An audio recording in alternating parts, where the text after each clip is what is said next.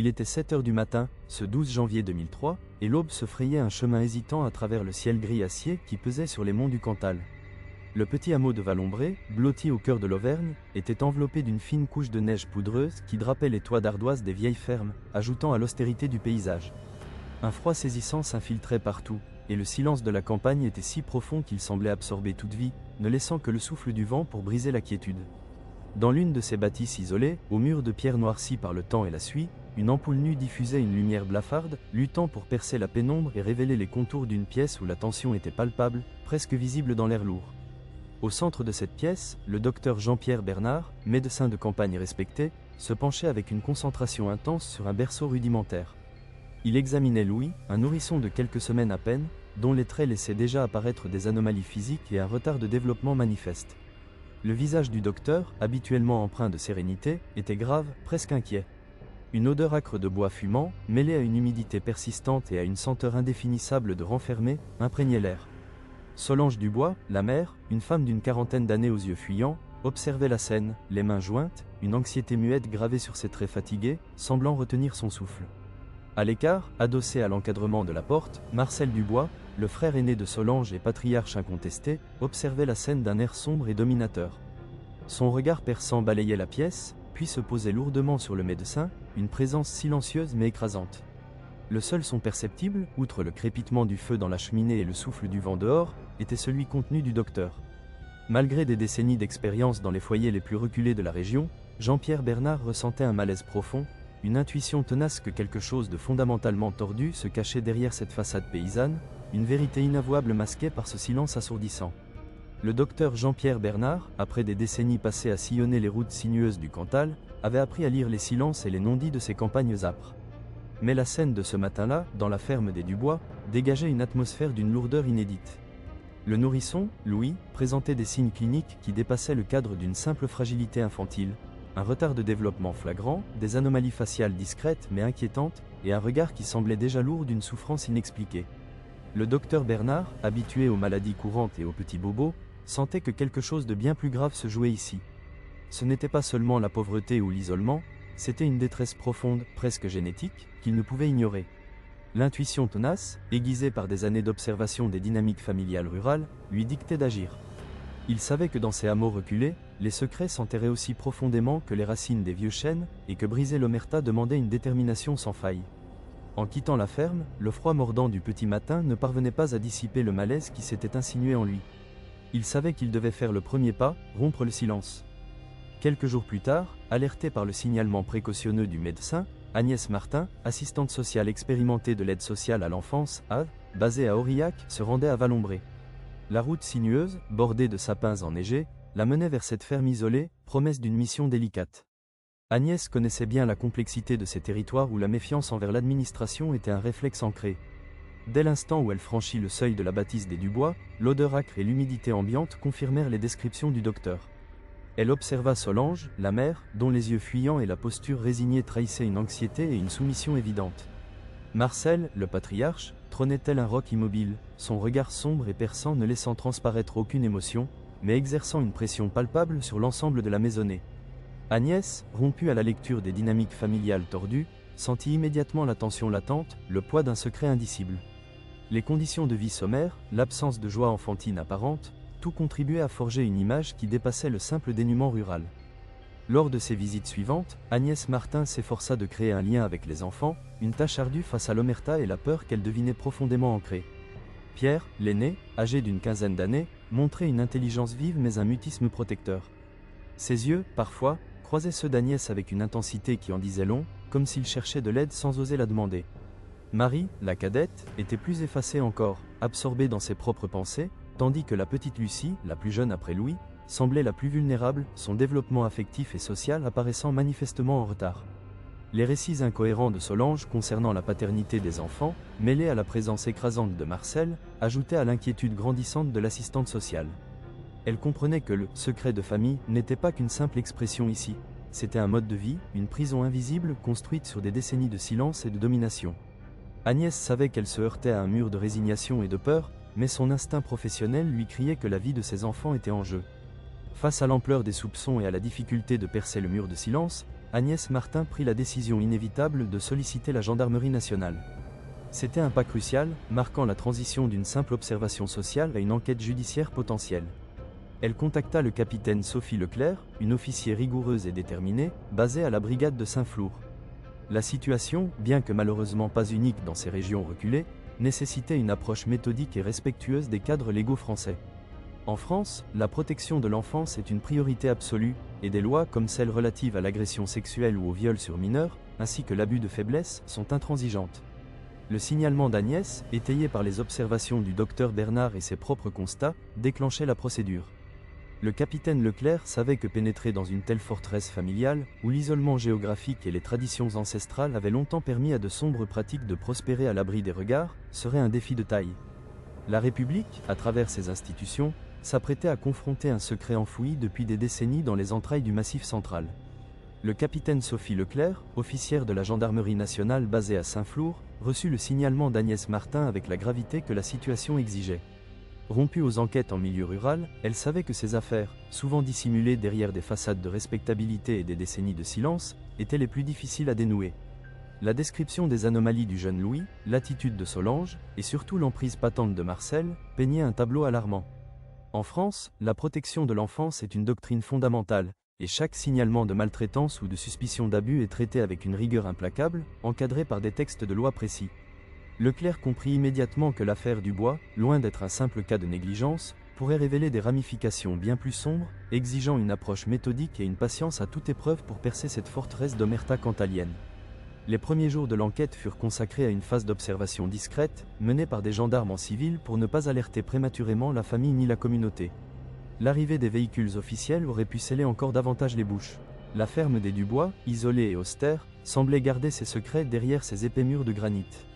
Les habitants de Valombré, méfiants par nature envers toute intrusion extérieure, se montraient évasifs, leurs réponses courtes et leurs regards fuyants signalant une réticence profonde à s'immiscer dans les affaires d'autrui, surtout celle de Marcel, figure tutélaire et redoutée.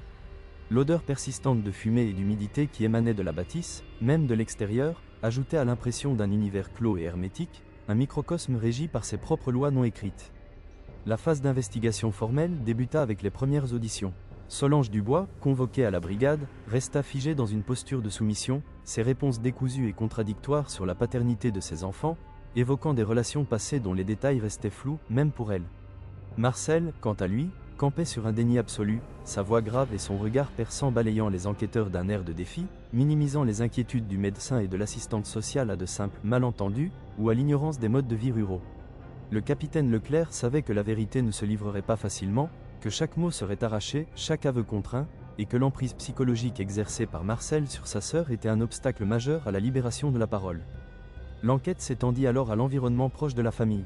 Les gendarmes consultèrent les registres d'état civil de la commune de Valombré, cherchant des antécédents, des anomalies dans les déclarations de naissance, des informations sur les aïeux Dubois. Ils tentèrent d'interroger les rares voisins, les commerçants du village voisin, et même d'anciens instituteurs. Mais partout, ils se heurtèrent à la même omerta paysanne, une chape de silence forgée par la peur du qu'en dira-t-on, la loyauté archaïque envers les anciens et une méfiance ancestrale envers l'autorité de l'État. Personne ne voulait briser ce pacte tacite, cette règle non écrite qui protégeait les secrets de la vallée, même les plus sordides. La force de l'habitude et le poids des traditions rendaient la tâche ardue, presque désespérante. Face à ce mur d'incertitude et de réticence, les gendarmes comprirent que les témoignages, même s'ils parvenaient à en obtenir, seraient insuffisants. La complexité de l'affaire, les incohérences de Solange et le déni de Marcel exigeaient des preuves irréfutables, scientifiques.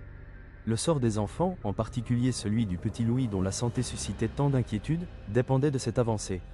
Le capitaine Leclerc, en concertation avec le procureur de la République d'Aurillac, prit la décision cruciale d'ordonner des expertises médicales approfondies pour les enfants, et surtout, des tests ADN.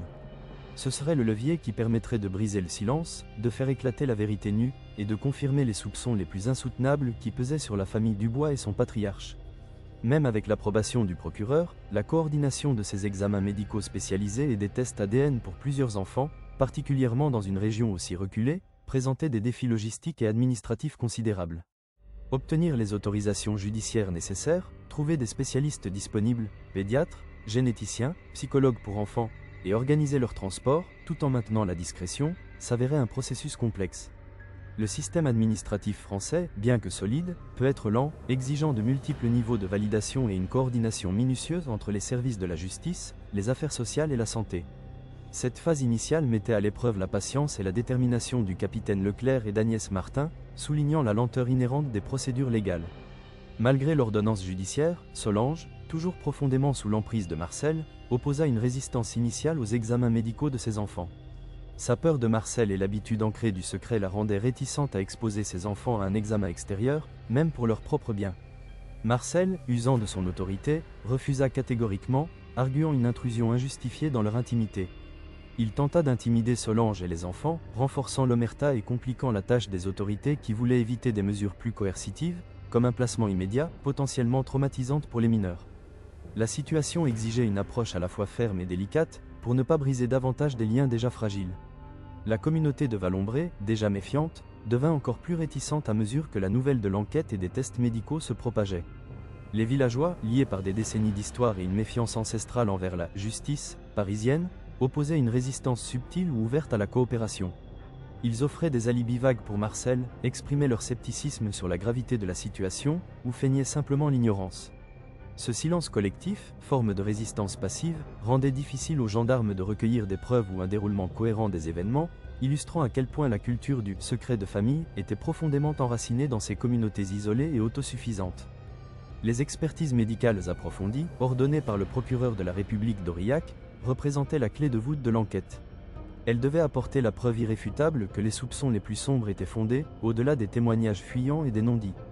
Les enfants du bois furent donc convoqués pour une série d'examens spécialisés, menés avec la plus grande délicatesse par des pédiatres et des généticiens mandatés.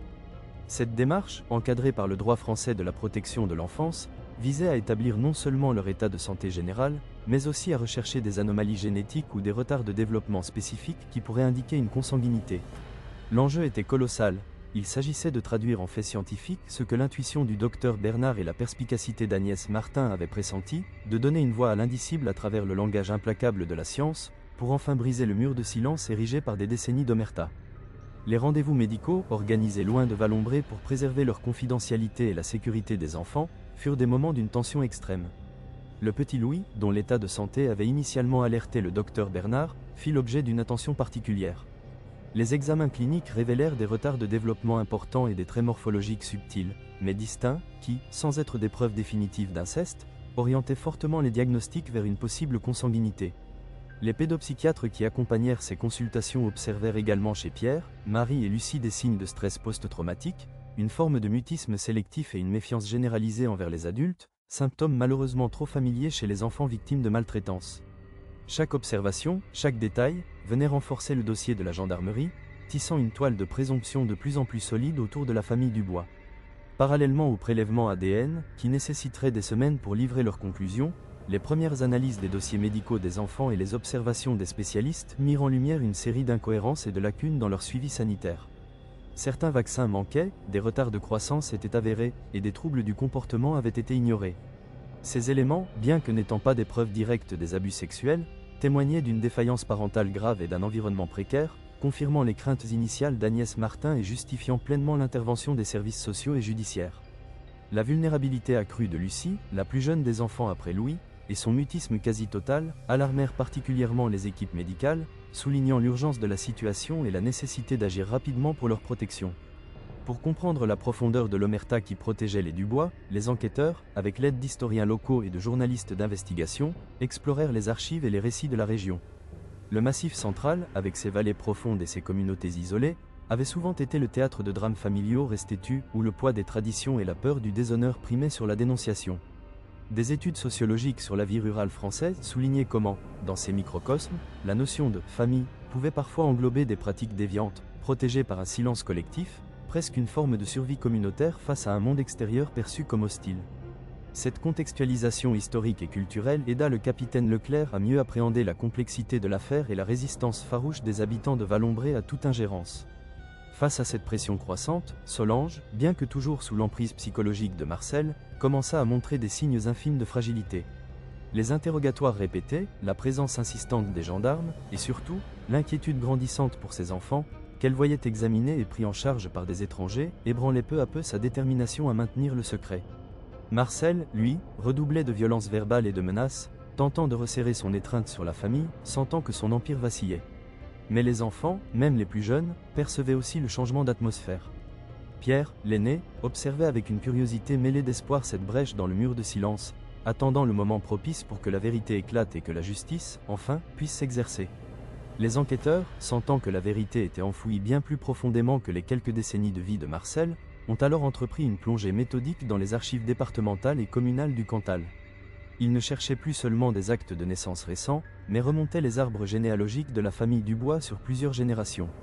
Cette tâche ardue, souvent manuelle, dans des registres jaunis par le temps, a révélé les contours d'une lignée en apparence ordinaire, mais avec des récurrences troublantes. Certaines branches semblaient se croiser de manière inhabituelle, des prénoms se répétaient de façon quasi systématique, et des mariages entre cousins éloignés, bien que non illégaux à l'époque, apparaissaient avec une fréquence statistiquement anormale pour la région, soulevant des questions sur la pureté du sang et la préservation du patrimoine familial. C'était une première fissure dans la façade de l'omerta. Ce travail d'archiviste, complété par l'audition de quelques rares anciens du village, poussé par la ténacité du capitaine Leclerc, a mis en lumière une réalité glaçante. Des récits murmurés de mariages arrangés pour garder la terre ou de lignées qui ne se perdaient jamais ont commencé à prendre un sens sinistre. Il est apparu que, sur plusieurs générations, la famille Dubois avait maintenu une endogamie quasi systématique, favorisant les unions entre cousins, parfois très proches. Plus troublant encore, une vieille dame, dont la mémoire vacillait, a évoqué un « secret de la terre » concernant les Dubois, une sorte de pacte non écrit pour que le sang ne se dilue pas. Cette découverte n'était pas une preuve directe, mais elle peignait le tableau d'une tradition familiale où les frontières de la parenté étaient étrangement floues, suggérant une histoire bien plus complexe. Cette révélation historique a donné une nouvelle dimension à l'enquête. Ce qui avait d'abord semblé être l'acte isolé d'un homme déviant, Marcel, prenait désormais l'allure d'une tradition familiale profondément enracinée, transmise de génération en génération, à l'abri des regards et des lois. L'omerta villageoise, si difficile à briser, s'expliquait mieux. Ce n'était pas seulement la peur de Marcel, mais le poids d'un secret collectif, une honte partagée et scellée par des décennies de silence. Les anomalies génétiques du petit Louis, le mutisme de Solange, la résignation des enfants, tout s'inscrivait dans cette lignée de pratiques ancestrales où la survie du clan primait sur la morale et la légalité. Le capitaine Leclerc et Agnès Martin comprenaient que leur adversaire n'était pas seulement un homme, mais un système, une culture du secret solidement ancrée dans le terroir cantalien. La présence insistante des gendarmes et des services sociaux à Valombré, conjuguée au silence inhabituel de la famille Dubois, commença inévitablement à fissurer l'omerta ancestrale. Les murmures, d'abord cantonnés aux ruelles du hameau, s'échappèrent bientôt vers les bourgs voisins. Les visites médicales des enfants, les allées et venues discrètes des enquêteurs, tout cela ne pouvait rester indéfiniment secret dans une région où les nouvelles, même chuchotées, voyageaient à la vitesse de l'éclair. Un article sibyllin, paru dans les colonnes du Journal du Cantal, fit une brève mention d'une enquête sensible concernant une famille isolée du Massif central, sans nommer quiconque, mais le message était limpide pour les initiés. La discrétion souhaitée par le capitaine Leclerc s'effritait, annonçant une confrontation inévitable entre le monde clos de Valombré et la curiosité grandissante du public, dont le regard se posait désormais sur ce secret enfoui. L'écho de l'affaire Dubois dépassa rapidement les frontières du Cantal. Des journalistes de la presse régionale, puis nationale, alertés par la nature exceptionnelle et la gravité potentielle de l'enquête, commencèrent à s'intéresser de plus près à Valombré. La tension monta d'un cran au sein du hameau. Des équipes de télévision et des reporters, d'abord discrets, devinrent plus visibles, tentant d'interroger les habitants, respectant tant bien que mal les règles de confidentialité.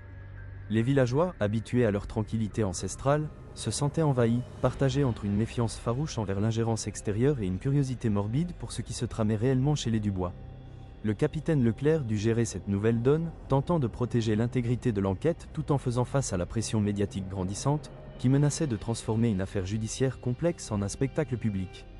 Marcel Dubois, habitué à régner en maître absolu sur sa famille et sur son environnement, fut confronté pour la première fois à une force qu'il ne pouvait ni manipuler ni contrôler, l'œil scrutateur de l'opinion publique. Sa colère et sa frustration montèrent d'un cran, se traduisant par une emprise encore plus féroce sur Solange et les enfants. Il redoublait de menaces, d'intimidations, tentant désespérément de les museler, de les empêcher de parler sous peine de représailles. Solange, déjà vacillante sous le poids de la culpabilité et de la peur, se retrouva prise entre le marteau et l'enclume, la pression insistante des enquêteurs, l'angoisse grandissante pour l'avenir incertain de ses enfants, et désormais, le regard pesant du monde extérieur. L'isolement ancestral qui avait toujours protégé le secret familial se brisait, la laissant à nu face à une vérité qu'elle avait si longtemps refoulée au plus profond de son être. L'affaire Dubois, sans que les détails les plus sordides ne soient encore officiellement révélés, commençait à cristalliser un débat national sur les secrets de campagne et l'isolement rural. Les éditorialistes et commentateurs s'interrogeaient ouvertement sur la capacité de la société moderne à pénétrer ces microcosmes ruraux, sur le poids des traditions ancestrales face à la loi républicaine, et sur la protection des plus vulnérables, en particulier les enfants. La figure du patriarche, Marcel, à la fois craint et respecté par sa communauté, devenait le symbole d'une France rurale qui résistait farouchement au changement, mais dont les ombres devaient impérativement être éclairées par la justice. Cette médiatisation, bien que délicate, contribuait à briser l'indifférence, posant les bases d'une prise de conscience collective nécessaire pour que de tels drames ne restent plus jamais tus dans l'obscurité. Le procès de Marcel Dubois s'ouvrit enfin devant la cour d'assises d'Aurillac, un moment attendu qui cristallisa des mois d'enquête et des décennies de silence. L'atmosphère, lourde de solennité et d'une curiosité morbide, pesait sur le public et les parties civiles. Solange Dubois, frêle et le regard fuyant, s'avança à la barre, le corps secoué de tremblements à la vue de son frère. Sa voix, d'abord un murmure à peine audible, gagna en force à mesure qu'elle brisait le joug de l'emprise. Elle dépeignit, par bribes douloureuses, l'indicible, la peur constante, les années d'abus, une vie entière volée par la domination de Marcel. Chaque mot arraché à son silence résonnait dans la salle, peignant le tableau d'une existence sous le règne de la terreur, une prison invisible mais implacable bâtie au cœur même de leur foyer cantalien. Le silence des jurés était assourdissant, marquant le poids de chaque révélation. Puis vint le témoignage de Pierre, l'aîné des enfants, désormais un jeune homme dont la posture droite cachait des blessures profondes. Sa voix, claire et posée, contrastait avec les sanglots contenus de sa mère. Il raconta avec une dignité poignante l'enfance volée, l'atmosphère de peur qui imprégnait chaque recoin de la ferme, le fardeau du secret qu'il avait porté pour protéger ses jeunes sœurs et son petit frère. Ces mots, dénués de haine mais empreints d'une colère sourde, mirent en lumière la souffrance muette des enfants. Face à lui, Marcel Dubois, impassible dans le box des accusés, maintenait un déni glacial, son regard défiant balayant la salle, tentant une dernière fois d'exercer sa domination. La présidente de la cour dut intervenir à plusieurs reprises, rappelant à l'accusé de ne pas tenter d'intimider le témoin, soulignant la tension palpable qui régnait entre le père et le fils. Après des jours de débats intenses et de témoignages déchirants, le jury se retira pour délibérer. L'attente fut interminable, chaque minute pesant une éternité. Le retour des jurés annonça le moment tant redouté et espéré. La présidente prononça enfin le verdict, une sentence qui scellait le destin de Marcel Dubois. Reconnu coupable de viol et d'agression sexuelle sur mineurs, ainsi que d'abus de faiblesse, il fut condamné à une lourde peine de prison, une décision qui résonna comme la victoire de la justice sur l'obscurantisme. Marcel, pour la première fois, parut vaciller, son visage trahissant une infime fissure dans son masque de défi. Pour Solange et les enfants, ce fut la fin d'un cauchemar, mais le début d'un long et douloureux chemin vers la reconstruction, la vérité ayant éclaté, libérant enfin Valombré de l'ombre de son plus sombre secret. Le verdict, prononcé à Aurillac, a retenti bien au-delà des murs de la cour d'assises, provoquant une onde de choc qui a traversé le massif central et au-delà. Valombré, ce petit hameau anonyme, est soudainement devenu le symbole d'une France rurale où les traditions ancestrales, l'isolement et la méfiance envers l'État pouvaient parfois masquer des réalités insoutenables. L'affaire Dubois a ravivé un débat national sur la capacité de la société moderne à pénétrer ces microcosmes ruraux, sur le poids de l'omerta et des secrets de famille, et sur la nécessité impérieuse de protéger les plus vulnérables, en particulier les enfants. Elle a brutalement rappelé que derrière les paysages pittoresques, des drames pouvaient se jouer en silence, exigeant une vigilance constante et une intervention sans faille des services sociaux et judiciaires pour que la lumière soit faite. Pour Pierre, Marie, Lucie et le petit Louis, la condamnation de Marcel n'était pas une fin, mais le début d'un long et douloureux chemin de reconstruction. L'aide sociale à l'enfance a pris en charge les enfants, leur offrant un environnement sécurisé et l'accompagnement psychologique essentiel pour panser des blessures invisibles et profondes. Leur histoire, emblématique de la résilience face à l'horreur, a contribué à une prise de conscience collective. Le cas de Valombré a même alimenté les réflexions sur la nécessité de renforcer la formation des professionnels de santé et des travailleurs sociaux aux signes d'inceste et de consanguinité dans les zones isolées, soulignant l'importance d'une veille accrue. Une discrète plaque commémorative fut apposée à l'entrée du hameau, non pour la honte, mais pour la mémoire et la force de la vérité. L'affaire Dubois, celle du « secret de Valombré », restera gravée dans les annales judiciaires françaises comme un rappel poignant que l'obscurité peut parfois se cacher derrière les plus belles façades de nos campagnes. C'est l'histoire d'une vérité arrachée aux ténèbres, d'une justice rendue pour des vies brisées, et d'une prise de conscience collective. Si ce récit a résonné en vous, si vous avez été touché par le courage de Solange et de ses enfants, laissez un « j'aime » et abonnez-vous à notre chaîne pour ne manquer aucune de nos prochaines explorations de ces affaires qui ont marqué l'histoire de France. Pour approfondir ces thèmes, nous vous recommandons de regarder notre vidéo sur les secrets de famille qui ont bouleversé la France. elle est tout aussi marquante que celle-ci.